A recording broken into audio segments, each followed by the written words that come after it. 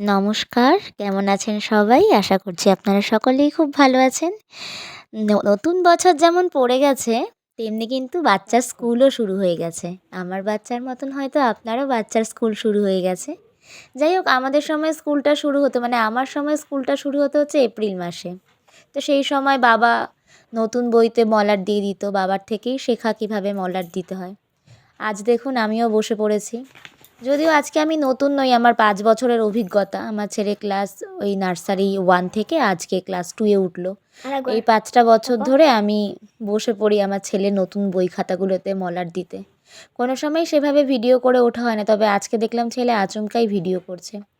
আমার না খুব ভালো লাগে এই নতুন বইগুলোতে মলাট দিতে। নতুন বইয়ের একটা গন্ধ খুব ভালো লাগে। আর ছোটোবেলায় সেই ফিরে যাই। বাবা যখন মলাট দিয়ে দিত বইগুলোতে, চুপ করে বসে বসে দেখতাম। কী যে ভালো লাগতো! নতুন নতুন স্টিকার, নতুন নতুন মলাট, আর নাম লিখে দিত ঠিক এভাবেই। আজ আমিও দিই আমার ছেলের খাতা বইতে এভাবে নাম লিখে। আজকে অজান্তেই ছেলে সেই ভিডিওটি করে ফেলেছে, আর আমিও আপনাদের সঙ্গে শেয়ার না করে পারলাম না।